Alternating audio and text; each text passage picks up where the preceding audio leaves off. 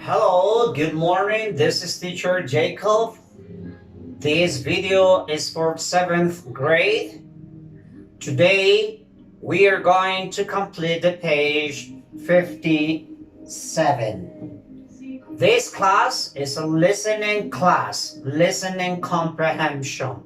So you need to listen and you need to complete, right? That's what you need to do. I repeat, this is a listening class. Don't forget, it's necessary that you write here the date. Date. For example, today it's 12th June 2020. Alright? So June 12th, 2020. That's what you need to write here with a pencil or a pen. It doesn't matter. And today we're going to complete exercise 1, 2, 3, 3 and 3. 4, no. So let's read this. Let's listen and read. Notice this. This is an idea for you in order to understand what are you listening to. An example. Listening. So this is an idea how you can understand when you are listening. So it's an idea you need to keep in mind. You need to remember for comprehension. Okay. So listening for a specific information. Listen the tick. When you're listening to a long conversation, concentrate on the key words. Do not try to understand every words. So let me help you. You need to understand the principal words. For example, we are talking about pollution or animals in this case. So we are going to talk about animals. So when you listen animals, you understand that the listening is gonna be several animals, so you can understand. Perhaps you don't understand all the listening, but that's not the point. The point is that you understand the listening, the general idea. That's the tick say. Let's go to number 1. This is number 1. Listen to a radio program about wildlife in cities. Mark the animals the speakers mentioned. So you listen and you say, I listen rat, so I tick.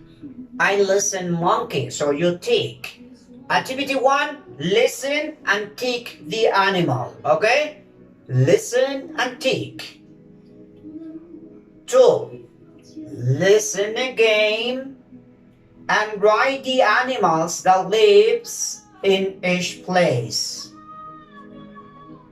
So before that, you need to look at the dictionary, the word drain, attic, trees, and yard. And then you can understand these are places where these animals live. Get that? 3. Underline the correct answers. Why do animals like living in cities? Why? To be with people, to find food, to escape from the danger. You choose 1, 2, or 3. One option. B. How do bats locate small insects? With their eyes, with radar, with their noses. And C. How does the speaker describe rats? Dangerous, agile, terrible. D. Why Are monkeys terrible neighbors? They live in the street, they live in trees, they chase cats and dogs, they invade people's houses. And E, where is the legend about crocodiles in the drains? In London, Nevada, New York. Okay? So now you need to listen careful and answer the questions. Number one, listen and tick the animals that you listen. Okay? Ready? 1, 2, 3. Let me pause one moment. Good. Now you listen and then you complete exercise 1, 2, and 3. Go. Let's go. This is a conversation between presenter, like a journalist, and Julian. All right. 1, 2, 3. Listen and complete. Welcome to Wildlife on 5. Our program today is about wild animals that live in our cities. And here to talk to us, we have Gillian Larson from Wildlife Protection Society. Gillian, welcome to the program. Gillian, thank you. Presenter or journalist. Now, there's actually a lot of wildlife in our cities, isn't there? More than what we imagine. Gillian, that's right. Some animals come to find food, others come to find a warm place to sleep, and then leave quickly before we wake up. But many animals don't leave. Journalist, they make their house in our cities. Gillian, yes, birds, for example, lots of different types of birds use our parks and gardens to make their nests. Birds aren't usually a problem. Most people like birds. However, many people are afraid of bats and rats. Journalist, including me. Gillian, really? Well, bats live in abandoned buildings or in people's attics. They come out night to hunt. They use radar to locate a small flying insects like mosquitoes or flies. And then they are rats. They live in trains to hide from us. They're very agile and can run quickly over short distance. They also climb well and jump. Journalist. And there are large animals too, aren't they? Yes, they are. In London, for example, foxes live in people's yard. They even make dens and have their babies there. In some Indian cities, monkeys live next to the people. They sleep in trees to escape from dogs and cats. And they go into people's house to steal food. Journalist, wow. They make terrible neighbors. Then, Gillian, yes, really terrible. Of course, our cities have more dangerous animals. In a town in Nevada, some people called the police recently after they saw a bear in the streets. And in New York, there is a legend that crocodiles live in drains. Journalists, they all seem to have one thing in common.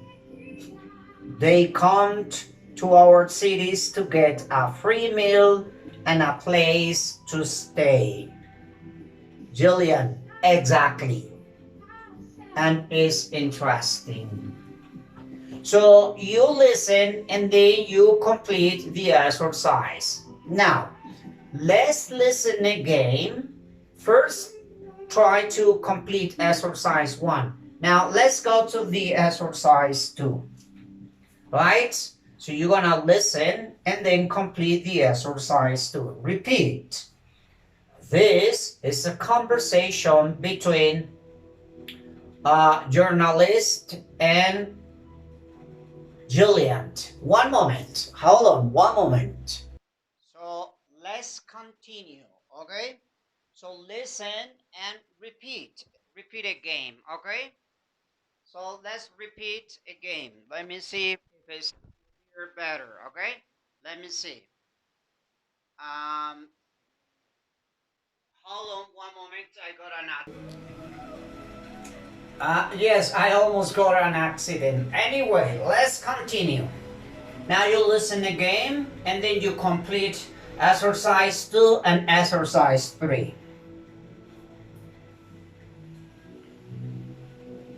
This is a journalist and Julian, okay? Julian is like an expert. So welcome to Wildlife on 5. Our program today is about the wild animals that live in our cities. And here to talk to us we have Jillian Larson from Wildlife Protection Society. Jillian, welcome to the program. Jillian, thank you. Journalist, now there's actually a lot of wildlife in our cities, isn't there? Yes, of course, more than what we are imagining. Jillian, that's right. Some animals come to find food, others come to find a warm place to sleep, and then leave quickly before we wake up. But animals don't leave. Some animals don't leave. Journalist, do they make their homes in our cities? Yes. Birds, for example, lots of different types of birds use our parks and our gardens to make their nest. Birds aren't usually a problem. Most people like birds. However, many people are afraid of bats and rats, including me. Jillian, really? Bats live in abandoned building or in people's attics. They come out at night to hunt. They use radar to locate a small fly insects like mosquitoes or flies. And then they are rats that live in trains to hide from us. They are very agile and can run quickly over short distance. They also climb well and jump. Journalist. And they are large animals too, aren't they? Julian, yes, they are. In London, for example, Foxes live in people's yard. They even make dance and have their babies there. In some Indian cities, monkeys live next to the people. They sleep in the streets to escape from dogs and cats. And they go into people's houses to steal food. Journalist, wow, they make terrible neighbors then. Julian, yes, really terrible. Of course, other cities have more dangerous animals. In a town in Nevada, some people called the police recently after they saw a bear in the streets. In New York, there is a legend that crocodiles live in the drains. Journalists, they all seem to have one thing in common. They come to our cities to get a free meal and a place to stay. Julian, exactly. And that's an interesting point. That is the end. Okay, teacher Jacob, bye-bye, bye-bye.